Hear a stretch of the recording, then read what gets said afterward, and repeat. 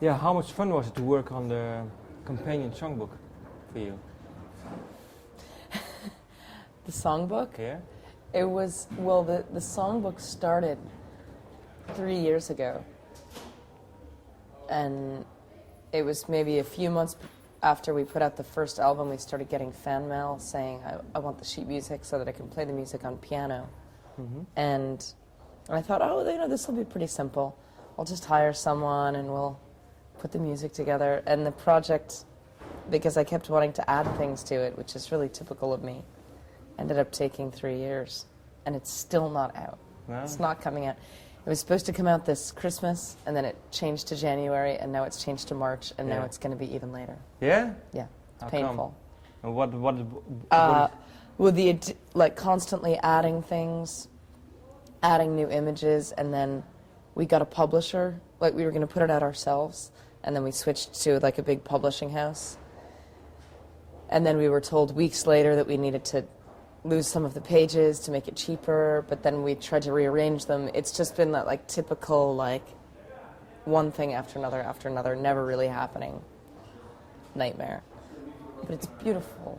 And when it comes out, it's going to be great. So I think it's worth waiting. But I think it's ironic that the book that goes with the first album is going to come out probably after the second record comes out. So I think maybe then when you even wait for half a year or 1 more year, then you have to include the second album too. So then you have 3 more years.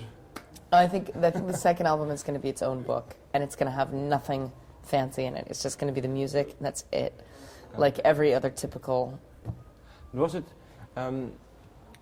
because when you make the songbook, I think you have to really dive into your songs.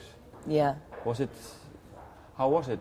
Did you? It was really strange because we were right at the time. I was writing the text for the record, for the introduction, for the book, and writing the text about the songs, and you know, Girl Anachronism and Coin Operated Boy. I mean, I wrote, you know, a couple pages on like, this is where the song came from, this is how we recorded it, this is what I was thinking when I wrote it, all this, everything that I could come up with about the song, I wrote it into this book.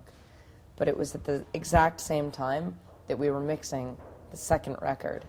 So it was totally bizarre because I was trying to immerse myself outside of the studio back into the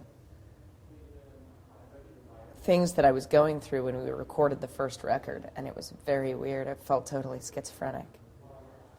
Okay.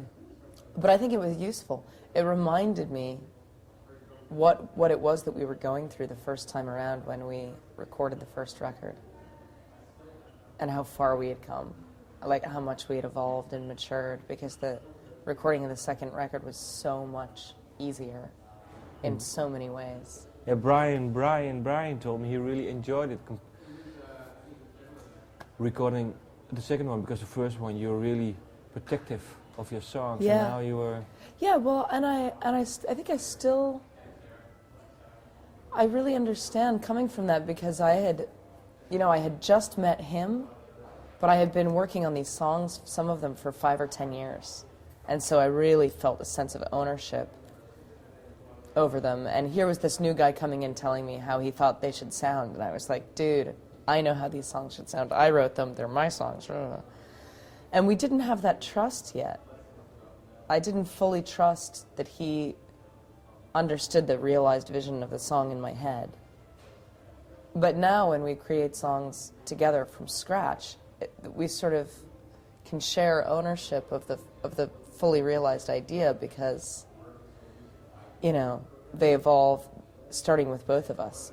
It's sort of like you have a kid, you get divorced, and then when the kid is 12, the stepfather comes in and starts telling you how to raise the kid, and you're like, don't tell me how to raise my, you know, it's that same sort of sense of, you know, but then when you have a kid together, you feel like you can really share the responsibility and